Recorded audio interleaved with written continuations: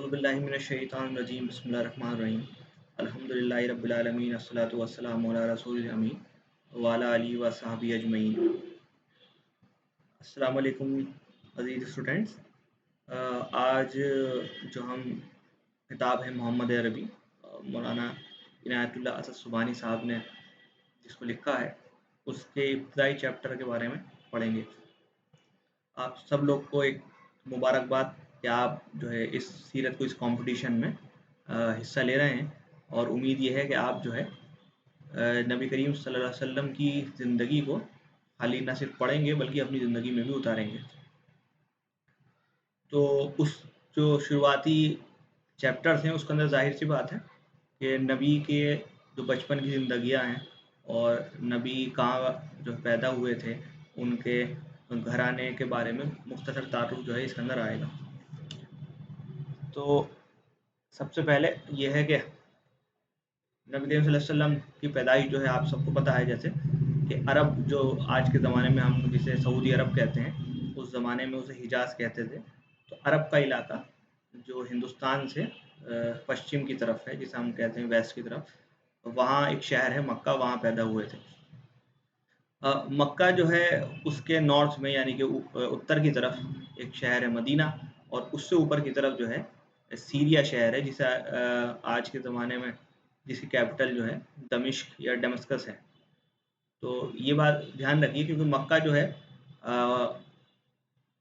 عرب میں سب سے کہہ لیجیے کہ ان کا مذہبی سینٹر بھی ہے، اور وہاں کیونکہ کعبہ بھی ہے تو کعبے کی وجہ سے اس زمانے میں بھی مکہ کو بہت زیادہ اہمیت حاصل تھی۔ تو عرب جو قوم ہے وہ جو ابراہیم علیہ السلام پیغمبر گزرے ہیں اللہ کے، ان کے جو بڑے بیٹے تھے اسماعیل علیہ السلام، ان کی قوم سے ان کا جو ہے تعلق ہے۔ تو اسی وجہ سے عربوں کو جو ہے بنی اسماعیل بھی کہا جاتا ہے، اور وہیں پر کعبہ بھی جو ہے تو اسے جو ہے بنی اسماعیل اور کے ماننے والے جو ہیں وہاں اس زمانے میں بھی یعنی کہ اسلام کو باقاعدہ آنے سے پہلے بھی اس کی بہت زیادہ پرستش کیا کرتے تھے۔ تو جیسے کہ قرآن میں ہمیں ملتا ہے کہ ابراہیم علیہ السلام اور اسماعیل علیہ السلام نے مل کے کعبے کی جو ہے بنیاد رکھی تھی۔ کعبہ جو ہے وہ بیت اللہ سے ہم کہتے ہیں، جس کا معنی ہوتا ہے اللہ کا گھر۔ تو اس میں یہ ہے کہ توحید کا، جسے کہتے ہیں ایک ایشور واد یعنی کہ ایک اللہ ہونے کا، اسے شرف حاصل تھا اس زمانے میں۔ تو عرب قوم جو تھی وہ تجارت کے لیے جو اوپر جو ہے سیریا سے جڑی ہوئی تھی، نارتھ میں جاتے تھے مدینہ ہوتے ہوئے، اور نیچے جو یمن سے ان کے کاروبار ہوتے تھے۔ کعبے کی تعمیر جیسا بھی میں نے بتایا آپ کو کہ ابراہیم علیہ السلام کے بیٹے اسماعیل علیہ السلام اور انہوں نے مل کے اس کو کی ہے، اور اس حاجیوں کے لیے اسی زمانے سے یہ سمجھیے اللہ تعالیٰ نے وہ جگہ امن کی بنا دی ہے۔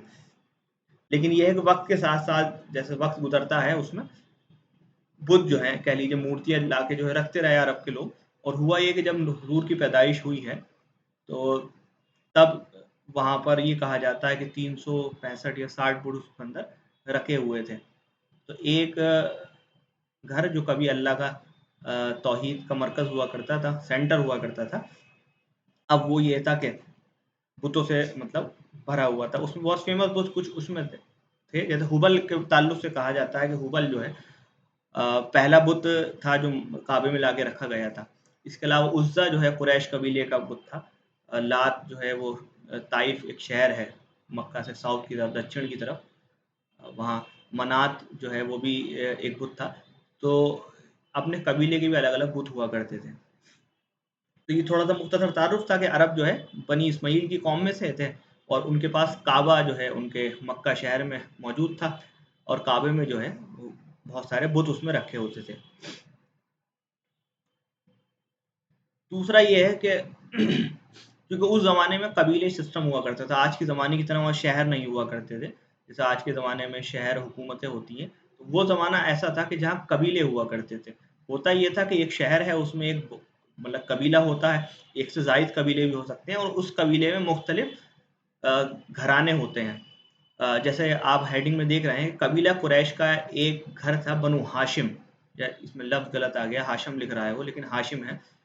تو قبیلہ قریش میں بہت سے مطلب خاندان، بنو امیہ بھی اس میں اندر ہو سکتا ہے۔ اور مختلف اس کے اندر خاندان ہوتے تھے. تو نبی کریم صلی اللہ علیہ وسلم جس قبیلے میں پیدا ہوئے تو اس کا نام قریش تھا، اور اس قبیلے میں بھی جس خاندان میں آپ کی پیدائش ہوئی تھی وہ بنو ہاشم کے خاندان میں ہوئی تھی. اب قریش جو قبیلہ تھا، چونکہ مکہ جو ہے عرب میں بالکل سینٹر میں تھا، تو قریش جس کو مکہ میں اور کعبہ کی یہ سمجھ لیجیے اتھارٹی حاصل ہوتی تھی، یعنی کہ جو اس پہ کنٹرول رکھتا تھا، اس کی بہت زیادہ اہمیت تھی. تو مکہ میں قبیلہ قریش کی جو ذمہ داریاں تھیں وہ 3 حصوں میں بٹی ہوئی تھی. جیسے اس میں لکھ رہا ہے، آپ دیکھ رہے ہیں پی پی ٹی میں، تو سکایا ہے. سکایا یہ تھا کہ حاجی جب آتے تھے، یعنی کہ مکہ میں عرب کے دور دور کے علاقوں سے حج کرنے کے لیے لوگ آتے تھے، تو ان کے پانی کا نظم جو ہے وہ سکایا کہتے تھے. ایک رفایا تھا کہ جو حاجی وہاں رکا کرتے تھے، ان کے کھانے پینے کا خرچ ہوتا تھا، مختلف علاقوں سے حاجی آتے تھے تو اسے رفایا کہتے تھے. حجابہ یعنی کہ کعبے کی چابی جس کے پاس رہتی تھی اسے حجابہ کہتے تھے. تو یہ سمجھیے یہ تینوں ذمہ داریاں قریش قبیلے کے مختلف خاندانوں کے پاس ہوا کرتی تھی. اسی وجہ سے قریش کو بہت زیادہ برتری حاصل تھی. اللہ تعالیٰ بھی جب بھی کوئی نبی اپنا بھیجتا ہے تو وہ بااثر شخصیات یا بااثر خاندان میں، یا وہ خاندان جو سب سے اعلیٰ ہوتا ہے اس میں اپنی پیغمبروں کو مبعوث فرماتا ہے. اس سے یہ ہوتا ہے کہ اس کا اثر و رسوخ بہت زیادہ ہو جاتا ہے، لوگ اس کی بات سنتے ہیں. تو یہ جیسے آپ دیکھ رہے ہیں اس کے اندر حضرت محمد صلی اللہ علیہ وسلم کے جو خاندان کا تھوڑا سا شجرہ بتایا گیا ہے. جیسے قصی جو ہے قریش کے شروعاتی لوگوں میں سے تھے، ان کے بعد عبد المناف، پھر ان کے بیٹے ہاشم، یعنی کہ یہ حضور کے پردادا ہوئے، انہی کے نام پر بنو ہاشم خاندان ہے.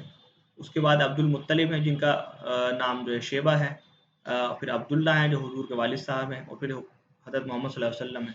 تو اس میں آپ دیکھ رہے ہوں گے کچھ نام جو ہے ہاشم کے بریکٹ میں امر لکھا ہوا ہے، یا شیبہ کے بریکٹ میں عبد المطلب. تو وہاں نام چلا کرتے تھے، ایک تو اوریجنل نام ہوا کرتا تھا جو ان کی پیدائش پہ رکھا گیا ہوگا، اور ایک نام وہ جو بعد میں فیمس ہو جاتا ہے. تو آپ کے والد کا نام عبداللہ تھا اور آپ کے دادا کا نام عبد المطلب تھا. یہ جو ہے کچھ ان کے خاندان کا تھوڑا سا تعارف ہے.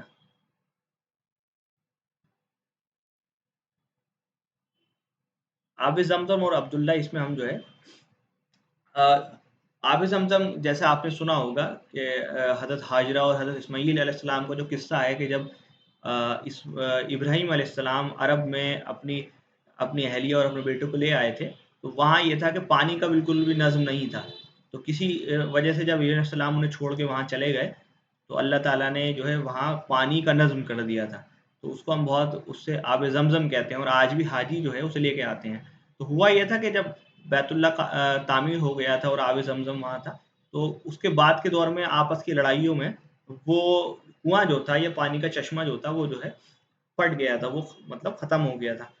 تو ہوا یہ تھا کہ عبداللہ جو حضور کے والد تھے اور عبد المطلب جو حضور کے دادا تھے، انہوں نے یہ عزم کیا تھا، کیونکہ پانی کا نظم کرنے میں بہت پریشانی ہوتی تھی حاجیوں کے لیے، کہ میں جو ہوں یہ جو چشمہ ہے آب زمزم، اس کو دوبارہ سے کھدائی کر کے جو ہے حاجیوں کے لیے فراہم کریں گے.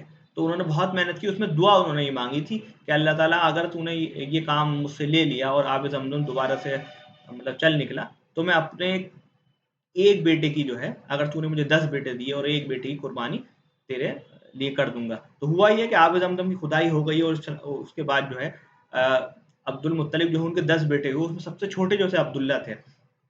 اب اس میں یہ کہا جاتا ہے، اس میں دعا اس میں لکھ رہا ہے کہ دعا مانگی تھی کہ عبداللہ جو ہیں جو حضور کے والد تھے، کیونکہ سب سے چھوٹے بھی تھے، اور ان کے لیے دعا جو ہے ان کی جان جو ہے اس کے لیے جب انہوں نے قرآن اندازی کی، انہوں نے کہہ لیجیے 10 ڈنڈیاں لی تھیں، اس میں ہر اپنے بیٹے کا نام لکھ دیا تھا، اور یہ کہا تھا کہ جس کا نام آئے گا میں اس کو ذبح کر دوں گا، اس کو اللہ کی راہ میں قربان کر دوں گا. تو اس میں عبداللہ جو ہے حضور کے والد صاحب، ان کا نام آ گیا تھا. لیکن چونکہ عبداللہ جو ہے بہت خوبصورت بھی تھے اور بہت چہیتے تھے عربوں کے، اور خاص کر قریش کے، تو لوگ نہیں چاہ رہے تھے کہ عبداللہ کی قربانی ہو. تو اس کے لیے انہوں نے بہت سی تدبیریں اختیار کی گئی. آخر میں کسی ایک بڑے عالم کہہ لیجیے نجومی کے پاس وہ گئے، اور اس میں انہوں نے کہا کہ بھائی کوئی طریقہ نکالیے، اللہ تعالیٰ جو ہے عبداللہ کی جان کے بدلے کوئی اور طریقہ اختیار کرا جائے. تو انہوں نے کہا کہ آپ جو ہے ایک پہ عبداللہ کا نام لکھیے، ایک پہ اونٹ کا نام لکھیے.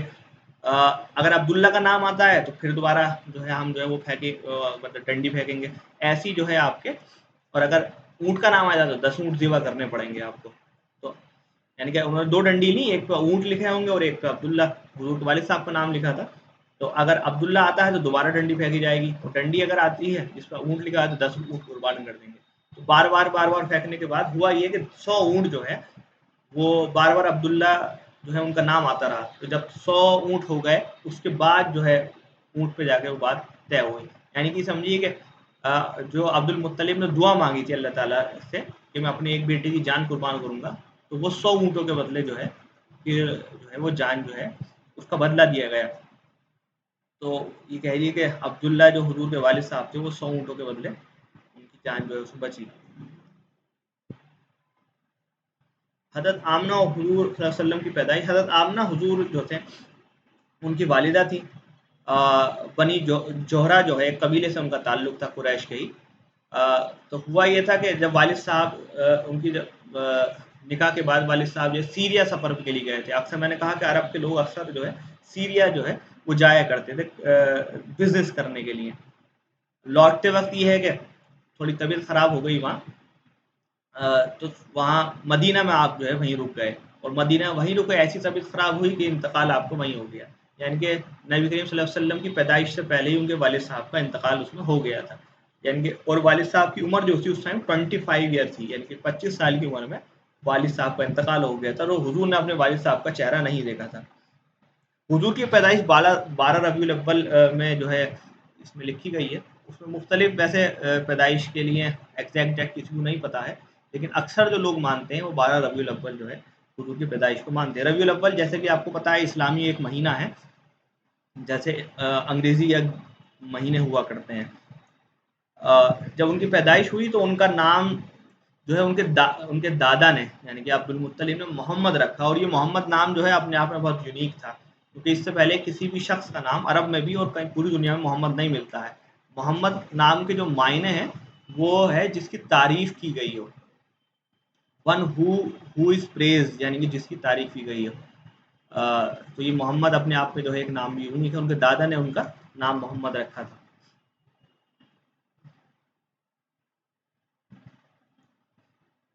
تو یہ حلیمہ سعدیہ اور وفات آمنہ ہوتا یہ تھا کہ عرب میں ایک رواج یہ تھا کہ جب بچے بڑے ہوتے تھے، یعنی کہ جب چھوٹی عمر میں ہوتے تھے خاص کر، تو ان کی پالن پوشن کے لیے اور ان کی تندرستی کے لیے وہ دیہات میں جو ہے بھیج دیا کرتے تھے. وہیں وہ جو ہے کھیلتے کودتے تھے، وہیں جو ہے جسمانی طور سے بھی صحیح رہتے تھے، اور یہ کہ عربی بھی وہ ٹھیک ٹھاک سیکھ جاتے تھے.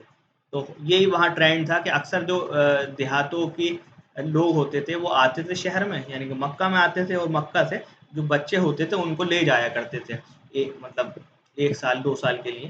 تو ایسی حلیمہ سعدیہ جو تھی وہ بھی جو ہے حضور کو حضرت آمنہ سے لے گئی تھی اپنے گھر پہ، مطلب شروعاتی اس میں. تو کہا یہ کہ حضرت حلیمہ سعدیہ جو تھی وہ بہت زیادہ ان کی اونٹنی بوڑھی تھی، وہ خود بھی جو ہے کافی جو ہے عمر دراز تھی، تو کسی نے انہیں بچہ دیا نہیں تھا.